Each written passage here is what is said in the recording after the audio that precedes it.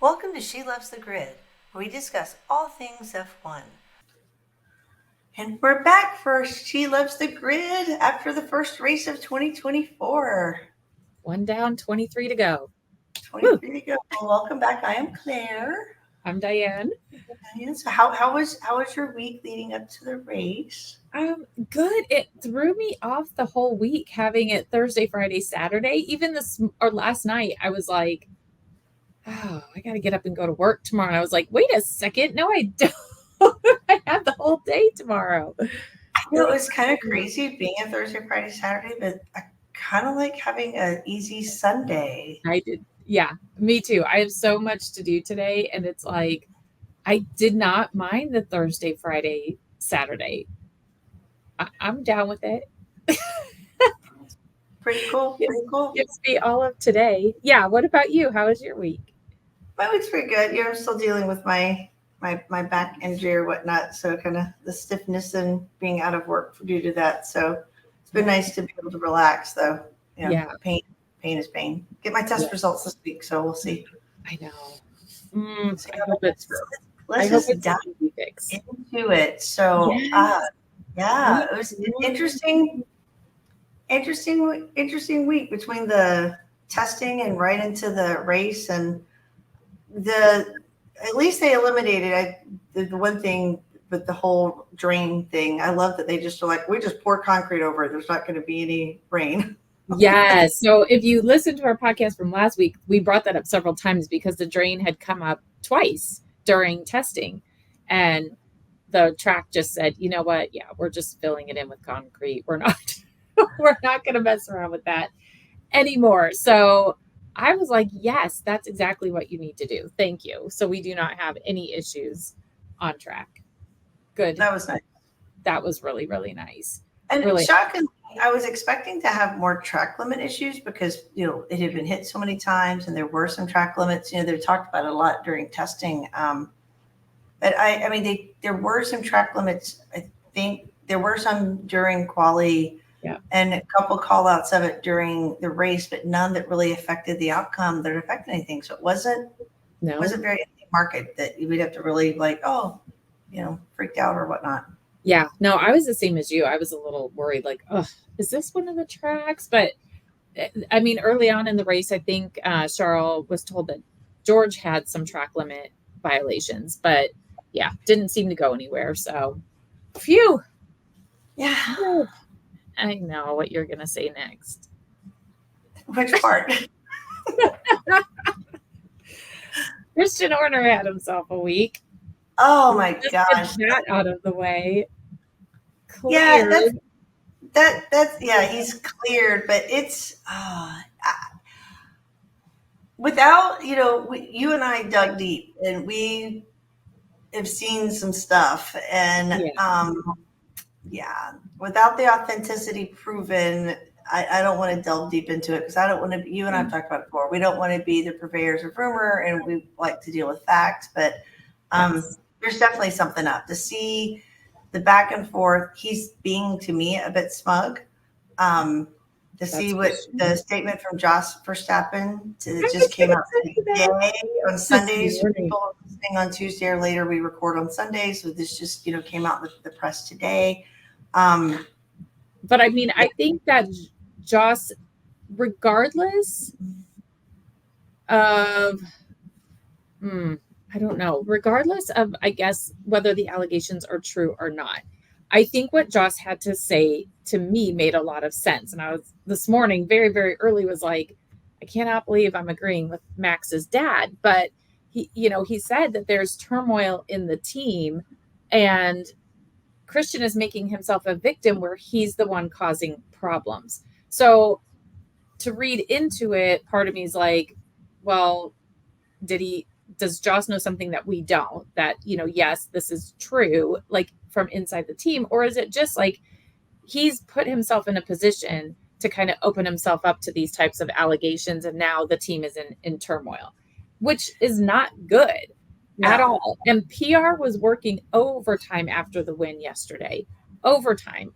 I think I even commented on one media, like, why does it seem like the media was told show them on camera, post their photo like of him and Jerry. It just seemed like it was working overtime. And I have a whole thing about that, like Yeah, using the wife, using whether it was a true allegation or not a true allegation, Christian Horner or anybody else. I have a real issue with parading out the wife or the girlfriend or whatever to make the man look good. I that just bothers me. Like deal with it's a it on PR your own. tactic. Don't drag her into it. It's a PR tactic, a completely different topic. I was watching a PR professional talk about what the royal family's doing with Kate Middleton's whatever's going on with her surgeries and stuff. And they're like, it's a tactic to come out and say, all is good. This is what we're controlling it. We're controlling it. This is what we're doing. They put it in a box. And this is how you control your PR. So you put it in the box. We're making the statement. This is what we want you to think. This is how we have it. And so it softens the blow. It allows you to control the narrative. And the things that we're hearing, it could be speculative. It could be a lot of conspiracy things, but there's just too many things that are pointing in the direction of something is amiss. And, you know, any good any course that talks about good leadership and whatnot is a good leader doesn't talk around and talk about, I'm the best, you can't do this without me, blah, blah, blah. And those are the statements we're seeing him make, that I will be around for the long haul and I am the one that you can't do this without me kind of thing. It's like, you're making yourself the most important, cog in the whole engine when it's the engineers, Adrian Newey, it's, Max Verstappen himself and Checo. Like it's a team, and a person who causes a cancer to grow within a team can be the downfall of a team more than the person who makes the whole team survive. Yes. One person can take down a team versus the one person who actually makes the team succeed. Yeah. And there is more speculation with Joss because they're saying that he has talked to Toto about Max going to Mercedes. Yeah, and that I don't would know be when Max's contract is up, but like I just thought that was interesting. I tend to believe the adage where there's smoke, there's fire. And I think that I don't know. Somebody has it out for, even if this is fake, somebody's gunning after him for him to be cleared. And then within hours, alleged pictures and again, alleged messages are leaked to every principal, to media, They're not going to stop there. If this is true, that whoever did that is not going to stop there. They're going to make sure that this gets out. And he can parade Jerry around the paddock as much as he wants. And he can stand there and beam at Max when he wins. It's going to come out one way or the other. So the truth is, as we talked about, the person who leaked that is in the know to have the email addresses of all of those people. And I'm in IT, don't come at me with, oh, you can blah, blah, blah. I get that. But to be able to create the deep fake of, because we saw them to deep fake to all those WhatsApp messages, the images, the conversations were very organic, and to be able to send it to all of those people as quickly as it did, yes, is very interesting. I don't know. It could be completely whatever. It's just, I mean, it could be fake, it could be AI, it could be whatever, but it could be a lot. But I still think if it's true, then somebody's going to keep trying. Whoever's doing it is going to keep trying to vindicate the woman on the other end. And the lack of transparency is what's causing the issue. Yes. As one of our least favorite people had to say, Zach Brown. Like it's he brings up a really good point. The lack of transparency for such a global sport that's got such a huge spotlight on it right now with, the Netflix series and the trying to increase greater diversity and whatnot. And that's something that I said earlier in the week to you. And I think I did comment this on somebody else's thing, is that if this is all proven to be true, Red Bull as a whole, Red Bull GmbH as a whole, will have a major PR crisis on their hands, because you told us that you brought in an independent person. And I get, like, people want to say, like, it's a private matter, it should be handled within the company. But like you said, it's a global sport. But you told us you brought in an independent lawyer, that they did a very thorough job of vetting the allegations, the proof, whatever you want to call it, and ruled there is nothing wrong here.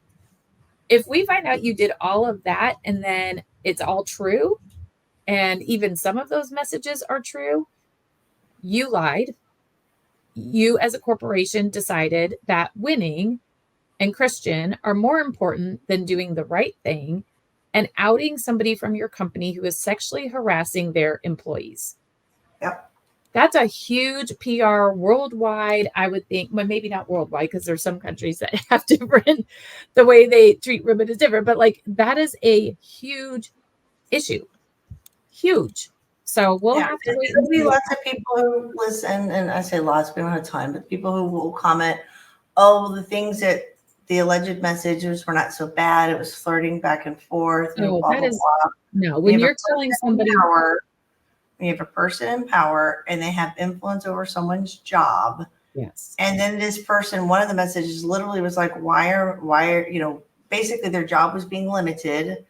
If that literally happened because they were pushing back on the flirting, trying to stop it from happening and all that kind of stuff, then that's where the legality of it comes in. That's where the inappropriateness comes in. Yes, two consenting adults can do what the heck they want, and they, you know, get the morals out of it. We're talking literally the person in power over an employee has any kind of influence over their job because they thwart off unwanted, maybe previously wanted and now unwanted.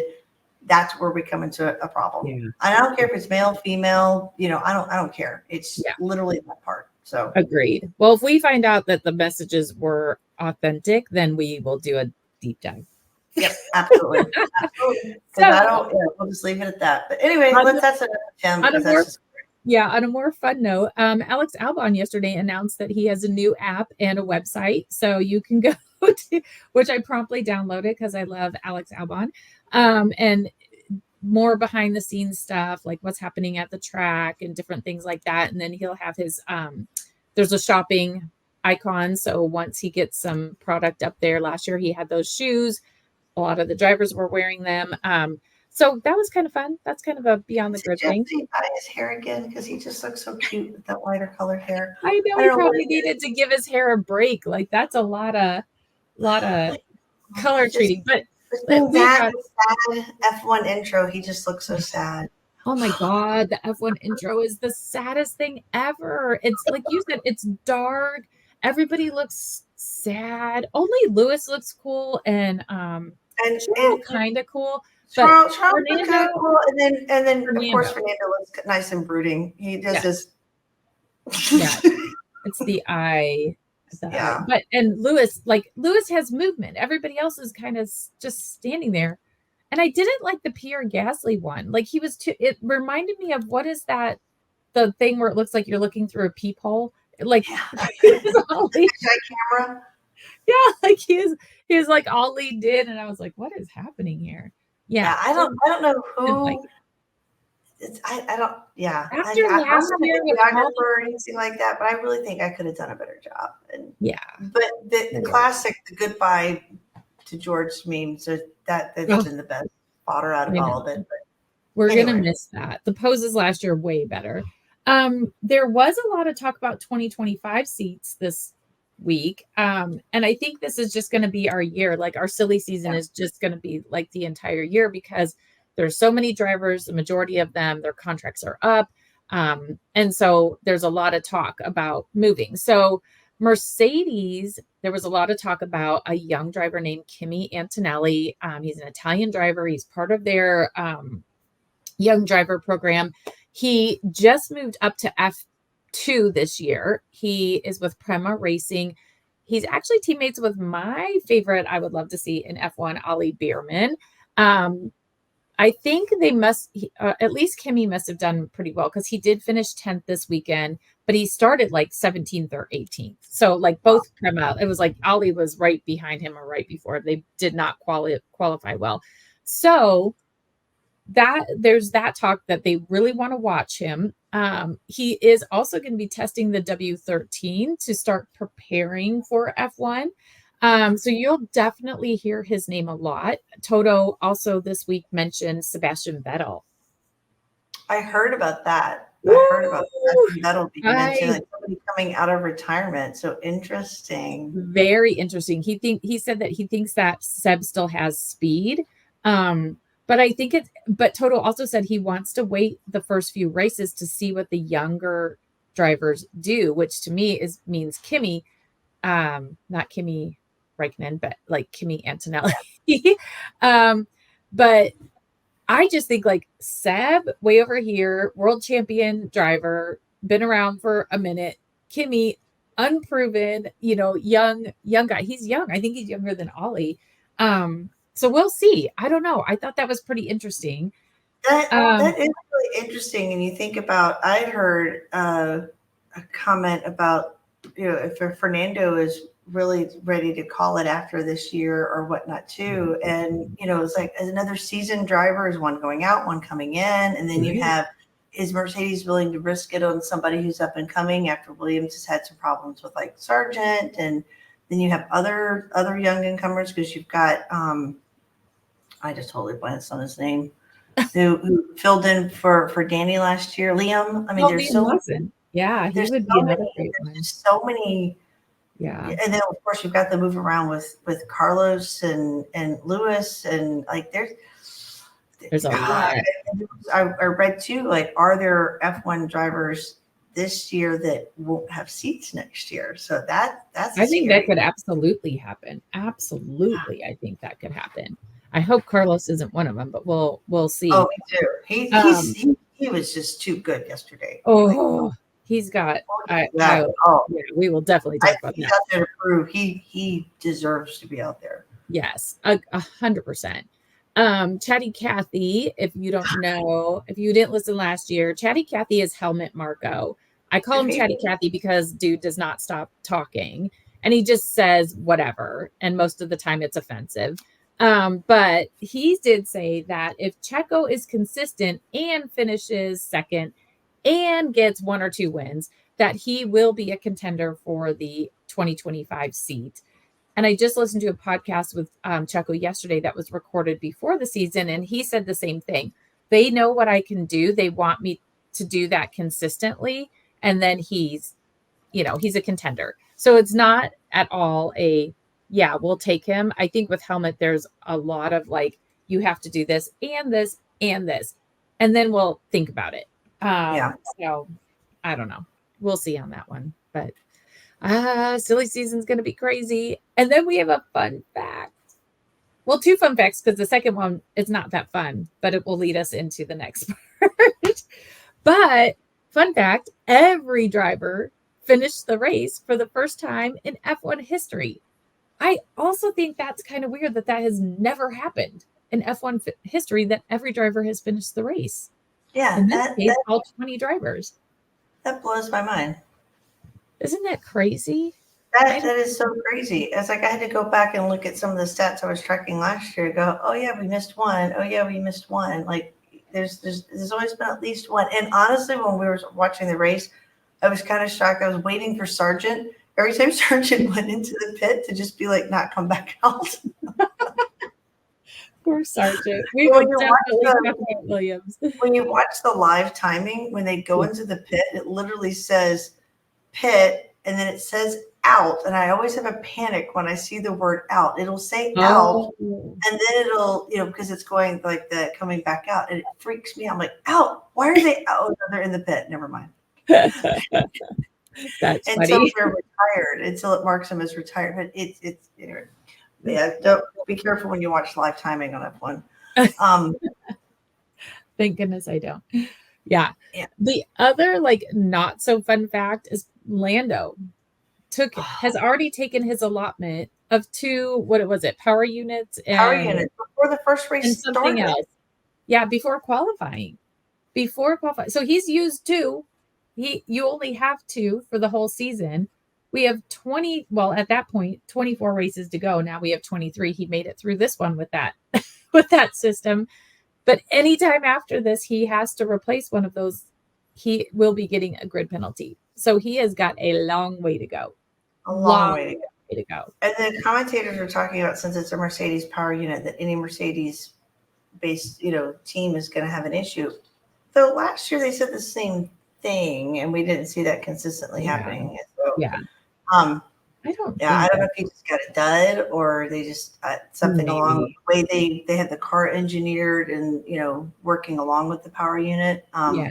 Yeah, I bet it's just because Oscar didn't seem to have any issues. yeah, Mercedes, they had some other issues, but yeah, we'll get to that. So practice, I mean, not a whole lot to talk about practice and quali. I think we can all at this point safely say that Red Bull was sandbagging during practice. They had their own program that they were working on. They were not fully dialed up. I was kind of surprised that a lot of commentators were like, oh, is Mercedes this good? Is Red Bull not as good as we thought? I'm like, are you guys just trying to help create the drama? Like, who believed that for a second? I didn't believe for a second that they were no, like, oh, fourth and fifth or sixth or whatever. Like, no, they weren't absolutely pushing. not. I think they were putting on a ruse too with the comments about. I mean, maybe they were having upshifting and downshifting issues because both drivers talked about it on 2 different days. Yeah. At least with the upshift, but I think they also know that everyone can hear the radio chatter because we all know, and it's broadcast. Yeah. So it's all listened to. But like you said, I think they were just taking it easy, taking it low, and watching what all the other cars were doing. And we got to see that all the other cars that were all very similarly paced, and we saw the results in the race that they were all very similarly paced, and operating. I was a little surprised at the race. Some were operating a little worse than I expected, but I expected the RB to do what it did, and it did what it did. Yeah. Agreed. I was not falling for it. You can't fool me, Red Bull. You just can't. Like I knew what was going on. RB all last year. Now they keep calling the V carb one RB. I don't like that. I'm continuing calling it V carb. I don't. I think in all my stuff, I'm calling it RB just because I cannot do V carb. I can't. And now I have. But then I have to say Red Bull all the way. I have to say Red Bull. Yeah. So you know which one I'm talking about. Yeah, it's craziness. Well, let's talk about the race. Red Bull Junior, RB proper, RB Junior. I don't know. RB Junior. I like RB Junior. I like that one. We'll point that. That'll be ours. Yeah. Hashtag Mark. I love that. Well, let's jump into the race because I kind of feel like we picked up right where we left off last year. Hence, we might title this, and we haven't discussed it, but for our working podcast, I put 2023 2.0 because I feel like Max finished 21 plus seconds ahead of everybody else or second place. We had a Red Bull 1-2 with a Spaniard on the podium, but this time it was Carlos, not Fernando. Like, it just seemed like we were kind of right back where we were with a few exceptions. So who surprised you? Like the weekend, like quali, the race, a driver, a team, doesn't matter. Who surprised you? I don't know if I had a ton of big surprises. Because of all the hype, I've kind of expected RB Junior to be a little higher up, So I think I was a little shocked at how they did not perform. I was really shocked that Alpine was having so many issues. Like, did not expect their car to be as heavy as it was. Yeah, and it just was like I walked into that after all of that thinking, man, is Williams just going to beat the hell out of Alpine this year? Like, it's just, it's like Alpine's the new Williams for the year. It's like, I don't expect much of Alpine at all. No. Well, let's talk about them for a second because, we knew their car was heavy. We knew they were having issues. They started 19th and 20th on the grid. They finished 17th and 18th, but only because Bottas and Sargent had their issues, which we can talk about later. The car's heavy. They did increase their cooling openings from 6 during testing to 20. But that was another one of their issues besides the car being heavy is that it wasn't cooling properly. But after quali, remember you and I talked about this, Ocon's car was pulled into the weighing area and you had Alpine, V-Carb, and Red Bull pit crew cooling down the car with their little leaf blower thingies, like cooling down the car. If you have other teams coming to cool down your car, I think you have issues. And yesterday, after the race, there was rumors in the paddock that there were going to be some personnel changes.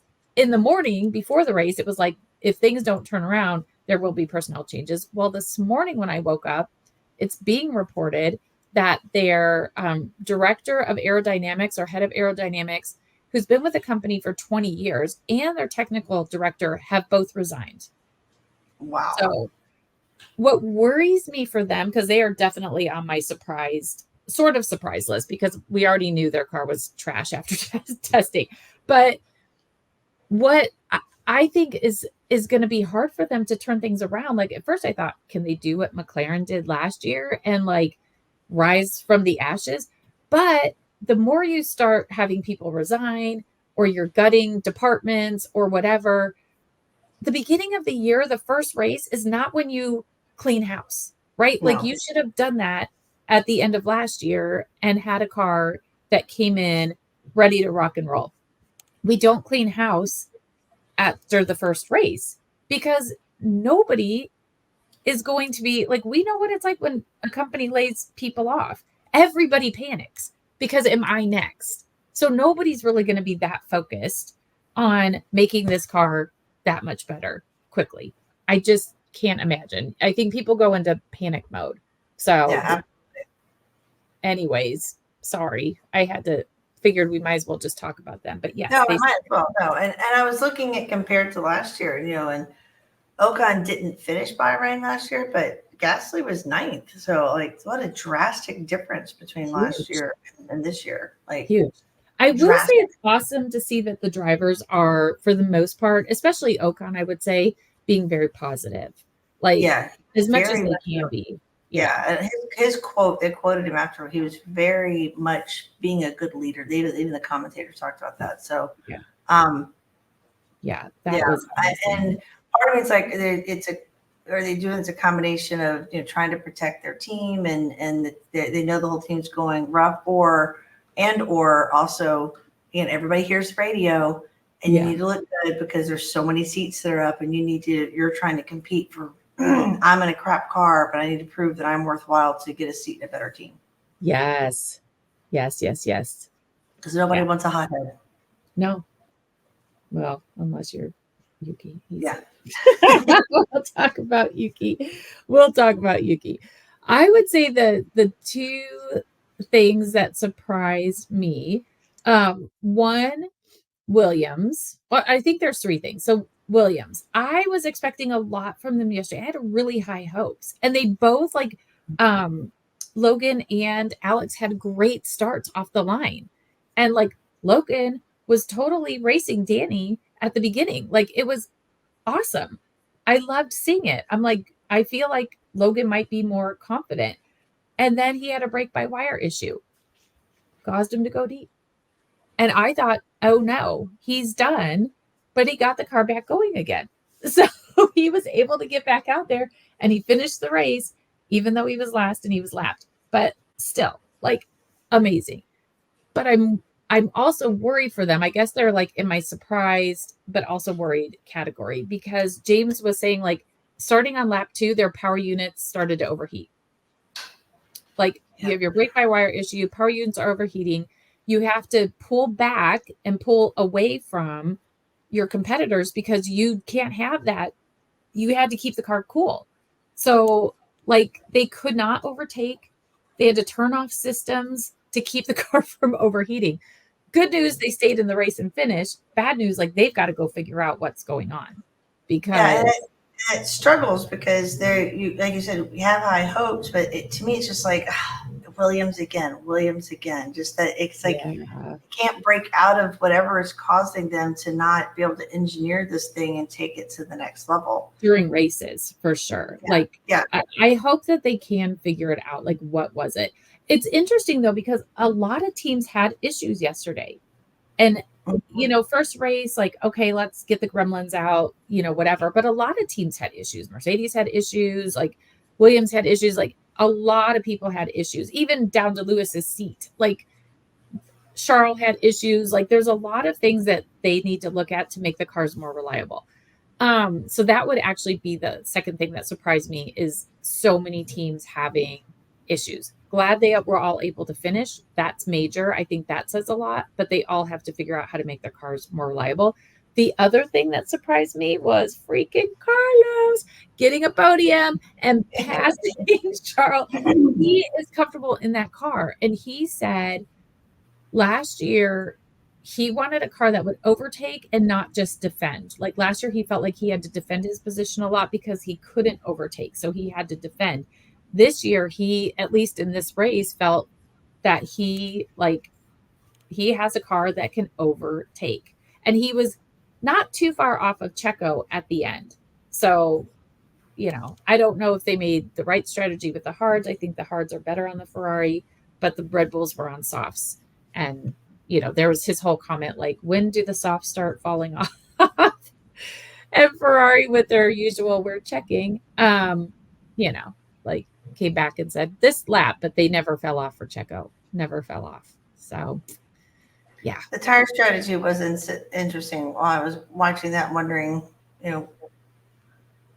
especially with Alonso, it's like they waited so long to do that last tire change, which I thought was interesting. It was really interesting, especially with the Yuki Danny Rick thing, and Danny on the softs, they could not perform and do the last overtake that they seemed to think he could. And I was thinking, well, maybe because he's on softs, but he just couldn't seem to do it. He didn't seem to have the speed. He was on softs, but he used up. I mean, this is my theory, is he used up a lot of softs, because I was seeing some of the comments, people were like, well, he gained like 8 seconds or whatever on Yuki after he put the softs on, and Yuki was on old hards, right? So, but Danny probably took a lot out of his tires just trying to catch up to K-Mag and Yuki. Yeah. You only had a couple laps left when Yuki was told to move over. He ignored them the first time. So maybe there was 3 or 4 laps left. And then he finally moved over. But I think that's why we heard Yuki say, you're telling me this now, because he was on K-Mag. There was coming up DRS, and there's maybe not enough laps left for Danny to pass K-Mag. And I was watching live time, and he was even at one point within 0.2 or 0.3 seconds, and he had DRS no less than 9 times after he got behind K-Mag. Who, Daniel? Danny, yeah. Yeah. I think at that point on the last lap, they should have absolutely said, okay, Daniel, you can't do it. Give the place back to Yuki. Because now it looks like Daniel finished ahead of Yuki. Yuki was beating him the entire weekend. He beat him in quali by quite a bit. He was beating him the entire race. Then you do that. I just feel that my first thought was, oh, okay, we're going to prioritize Daniel. Doesn't matter if Yuki kills it all weekend. We're going to prioritize Daniel. Didn't like it. I agreed with Yuki. I didn't like it. You could give Daniel the opportunity. All right. I think the strategy sucks. I think you didn't give Daniel even enough time. Even if Yuki had moved on the first lap, I don't think you gave Daniel enough time to pass K-Mag. And when it didn't happen, and Yuki was staying right there with him. He was right on him. Right on him. Yeah. It was, I don't know. And he had DRS several times. And I think if it weren't for team orders, Yuki could have forcibly overtaken Danny, because he had DRS many times. He did not drop off. So to be on those hards, and Danny on softs, old hards, he did not drop off. He had the pace to stay with Danny the whole time, the rest of the race, right on time. Because again, I stayed on top of the live timing the rest of the race after that situation. Yeah. And again, as far as tires go, I can only assume that Daniel's tires were torn up from catching up to Yuki. Like we said last week when we talked about this track, it is one of the more abrasive tracks. So the tire deg is a real thing. And when you're racing to gain, 10 seconds or whatever it was to get to Yuki, your new softs aren't that new anymore. Sorry, they're just not. So I thought that was pretty crappy. I felt bad for Yuki. I'm not going to lie. I mean, I know people that listen know I think Yuki's a global treasure. I did not think it was awesome after the race that after the checkered flag that Yuki did a little side by side, like, went right past Daniel. If you haven't seen the video, go see it. Yuki was sending a bit of a message, and then Daniel had some thoughts about it afterwards. He called it immaturity. And commenting that basically this is all all public and everybody can hear what we're saying. And he was just going to save it to where he could say this where no one was going to hear what he had to say. Exactly. Yeah. And usually Dan, he's pretty chill, but Daniel said, let's call it immaturity.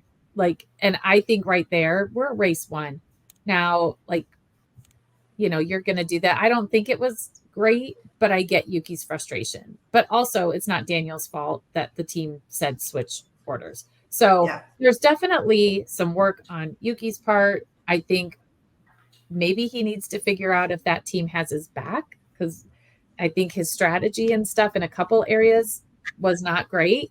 And if I were Yuki, I don't know if I would trust people.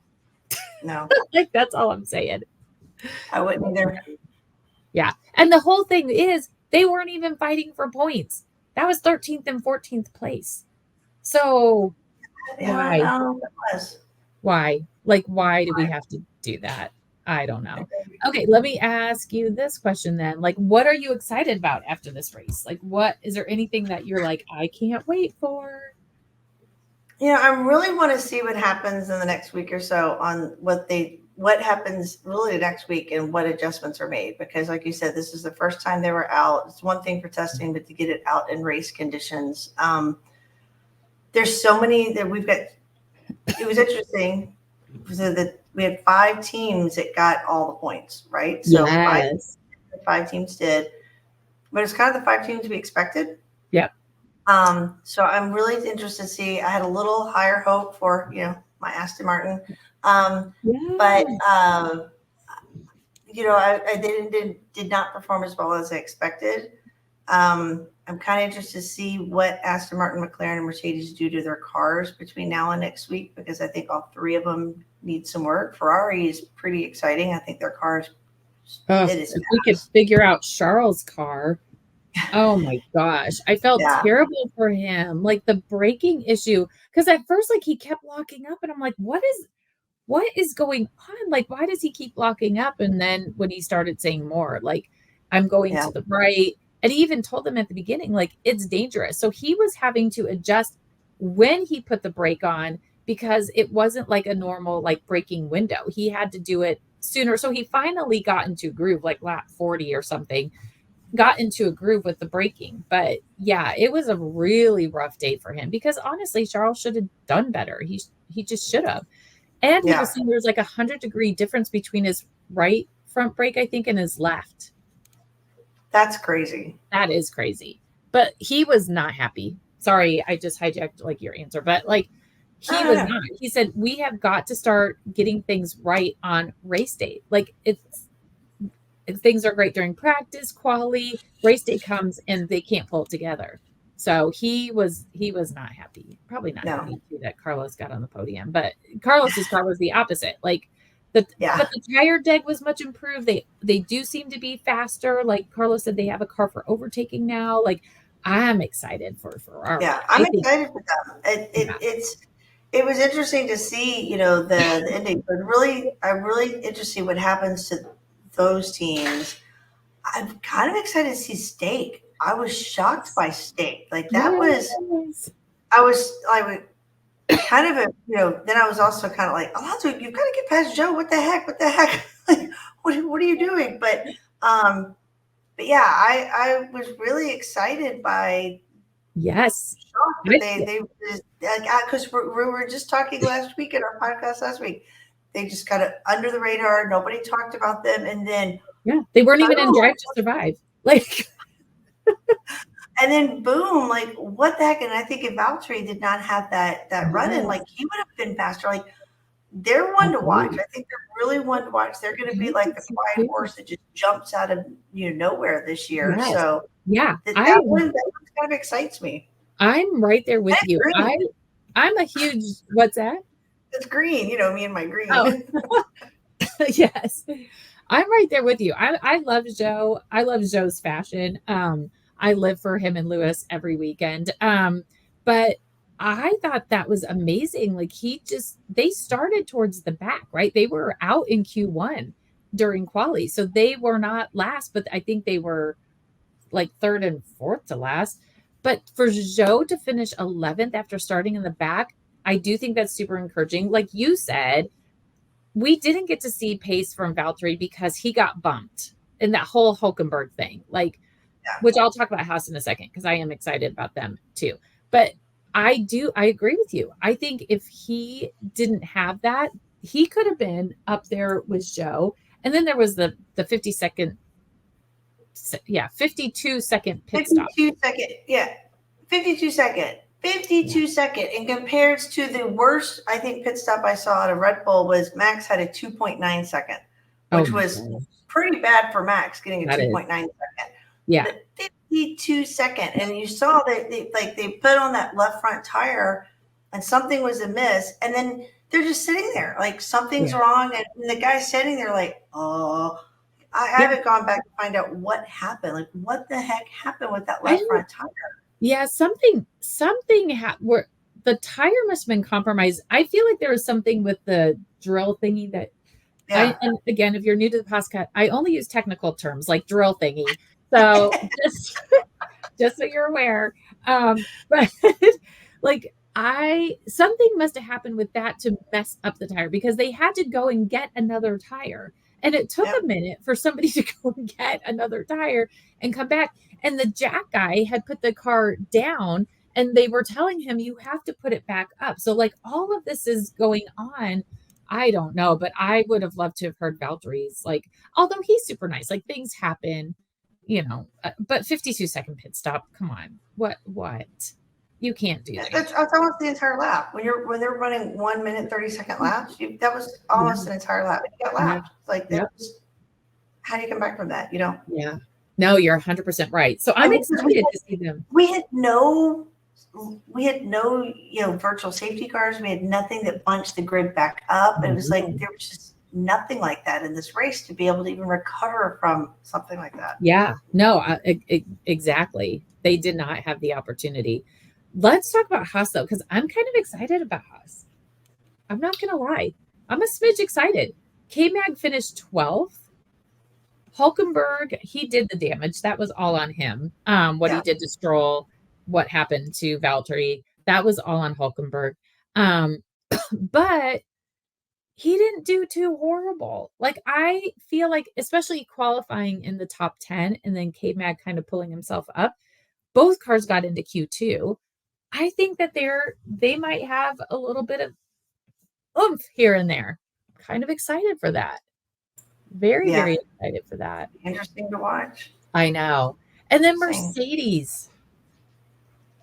I don't know.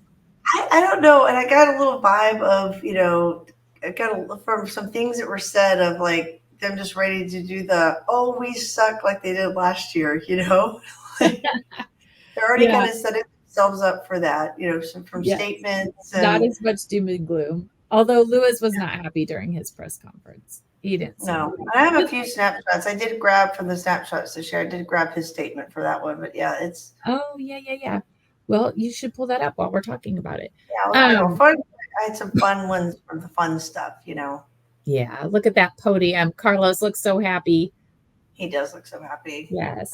Go to our YouTube if you want to see the pictures, but we've got a picture of the spring champagne with Checo and Max and Carlos. Carlos hopping out of his car. I always love fireworks. I do like the night races because I love fireworks, but I like to see them in the background of these types of photos. Yeah, I got that extra photo for you. And then this one with Fernando and Lance I grabbed because off of Aston Martin's Twitter, they had this picture. It's like, we press on. So that was just interesting. Awesome. So here were those statements. So with Lewis saying, the issues we faced obviously cost us in pace. So that was frustrating, but the race was about discovery and we found out a lot about the car. I'm not sure they found out a lot of great things. They had a power unit issue. George did. That's why George had to start kind of backing off. He was being told to lift and coast. That was helpful to Carlos, I'm going to say, because it did back up the rest of the pack because there was a nice little chunk of time between third and and fourth, which ended up being Charles. But like, yeah, George, his power unit issues like that did not, again, reliability. Here's another team that had some reliability issues. And Lewis was saying his battery wasn't fully charging. So he was down to 1% at one point and it wasn't recharging. Yeah. So between his seat and that, I wondered why, because it did seem like he was kind of just sitting at 7th and 8th, like the entire race. Like he was just there. And then George's issues. Like, really much, but he can maintain. And then and McLaren, like I said, another one to watch. And Norris was like, we haven't got points in the first race for a while. Good job. Yeah. Car was a little tricky, but let's build from there. So it'll be interesting considering last year it was so bad to begin with, and then they sprung forth. Yeah. So drastically, starting a little better. Obviously, this year, getting in and getting 6th and 8th. Like, how are they gonna go from there? Yeah, I think that they are going to do well. I think they just have to tweak a few things. Obviously, Lando's, whatever was going on with the parts that he had to replace. And I think that there was some things that happened in quali that they didn't qualify, or at least Norris didn't qualify as high as he probably thought he would. So, yeah, I don't know. I think they will definitely be one to watch. Oh, here's our standings. This is the race results. So these are the race results, right? So, so this is the race results, and it has some of the standings. So I got a separate one for standings. So that's the race results. I thought was interesting. Go ahead. With the with like from compared to last year, like you're saying. So that's 22 seconds ahead of Perez, where in Bahrain, Max was only 11 seconds ahead last year. Damn you, Adrian Newey. Oh, yeah. But I don't mean that because I love Adrian Newey. It was 25 seconds, but it was 38 seconds ahead of Fernando last year. Oh. So it was Carlos had a much closer gap, and then it was 48 seconds, 50. So then it starts to even out. But you can see that difference between 3rd and 4th. Carlos was, he was on it. So then, of course, to see Joe up there in 11th, that was amazing. Can I also say he was driver of the day? Like, Carlos brought it. And I think he should get some sort of award for the passing, the overtaking. Oh, yeah, absolutely. Okay. Anyways, back to what you were saying. But then you said Joe, and it's like you said, Haas was up there, which is really, really cool. Wait, go back again. When did Okay, so starting with the 11th place, they were down 1 lap. That was the other thing with the Yuki Daniel thing. Max passed them during all of this. So like you had that going on too. Your race leaders coming through. Those cars have to get out of the way. Don't get me started again on okay, so from 11th on, those teams were lapped. Those drivers were lapped. And Bahrain last year, it started at 12th. Okay, interesting. And Yuki was 11th last year. And Logan Sargent down there 2 laps. Okay. Logan's got to start showing us some stuff this year. Yep. All right. So here are the standings. So there's your team standings and your driver standings. So we're going to start trying to do this. If I can remember, do it every year or every week. We'll start doing this and actually showing the graphics. We can really stay on top of the points this year. But there's your team standings and your driver standings for the first Max week. Is still catchable. At this point, right now. In the World Driver Championship, he's got 26 and Perez has 18, followed by Sainz with 15. So, after the first race, he's still catchable. We can do it, people. We can do it. Yeah, they're not going to give us the chance. I do think, like you said, it's interesting. The top 5 teams, Red Bull, Ferrari, Mercedes, McLaren, Aston Martin, all with points, top 5, all their drivers. There's only 10 drivers. All from the same half. And then I think what's really interesting is how F1 chose to put the bottom 5, and it's probably based on their timing. So you get Sauber, then Haas, then RB, then Williams, then Alpine. Yeah. Just interesting. All right. My next slide is the next race. Are we on to the next race yet? Yeah, let's do it. Let's do it. Okay, so we got a race this week. Yay, Jeddah in Saudi Arabia. This is going to be awesome. So if you're on our YouTube, you can see the track. So much fun stuff about this track. Okay, it's another Saturday race, people, so get your calendars ready. Thursday, FP1, FP2, Friday, FP3 quali, Saturday, the race. Love it. So F1 Academy will also be at this race, and they will be showing them on F1 TV. We have not talked much about the ladies yet, but we will next week. We'll talk about them. Very, very excited. So for the men, 50 laps, 3 DRS zones, 6.174 kilometers, follows the waterfront. So we've got a nice, pretty view. There are 27 corners. If you're trying to count on the little screenshot that we have of the track layout, there are 27 corners, which is the most on the grid. So, and there's lots of little twists and turns, like you can see. There's nothing except for turn, is it 27 up there, where it like really is kind of a chicane-ish. There's a lot of just twisty bits. I'm going to sound like a European broadcaster. Lots of twisty bits. So there's 16 left turns, 11 right turns, lots of, like I said, long sweeping turns. So, you know, little twists here and there. High speed. Absolutely love it. It's like super, super, super fast. Second only to Monza, which we call the Temple of Speed.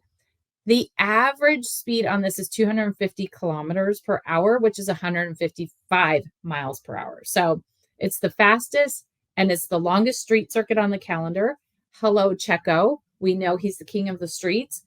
I think he won here last year, right? Like he must have, because that was a big thing last year. Yeah, he won. Max was second and Alonso was third last year. Okay. Yeah. So can't wait to see him on there. He does love this track. Again, fastest and longest street circuit on the calendar. It's actually the longest circuit overall, street or track. So it's a long, hence why we only have 50 laps. We should be seeing some DRS battles, and there is definitely a high chance for a safety car, as with most street circuits. They scare me because they're narrow. And so there are not only a lot of opportunities for overtaking, there is a lot of opportunity for safety cars. So I'm excited. I can't wait. Like, let's bring it on. It's very different because it is so fast. Like the cars are going to have to be set up a little differently. We're going to see whose cars are ready for those super high speed. Yeah. I wonder how Alpine's going to handle their cooling too, since we're having such cooling issues. It's going to, yeah. They may not finish. I don't know. We'll see. I'm not trying to jinx them or anything, but it's going to be very, very interesting. I can't wait. I'm ready for a nice, fast track. I'm looking forward to it. Let's go. To our first street race of the year. So it's going to be good. It's going to be good. All right. Yay. Well, one race is down, 23 to go. Season 2023 2.0. I don't know. Maybe this race we can shake it up a little bit and it won't be quite so. Yeah. But I think it's going to be good. Hopefully we can get out of this other drama and we can focus more on the race and just stick to racing. And I really want to, as much as we know that Red Bull is going to dominate, I want to focus on just what the rest of the grid does, right? You know, it's kind of, I want to stay away from all the naysayers. Just like, oh, it's so boring. We know who's going to win. Okay, fine. Then let's focus on everybody else. Let's focus on the rest of the grid and how the others go, you know? Yep. There was some great stuff to talk about. Yeah, there just was. There was some good overtaking. There were some little things to talk about. Like, and again, going to a high speed track like this one, street circuit, there will be stuff to talk about next. It won't be as boring, I think, as maybe this, race kind of people felt was. So. Yeah. All right. Thanks for sticking out for the ride, and we will see you guys in another week. Bye. If you enjoyed this episode and you'd like to help support the podcast, please subscribe and leave a rating and a review. To stay up to date with She Loves the Grid and get all the behind-the-scenes content, you can follow us on Instagram at She Loves the Grid and on Facebook at facebook.com/She Loves the Grid. Thank you for joining us for the ride this week.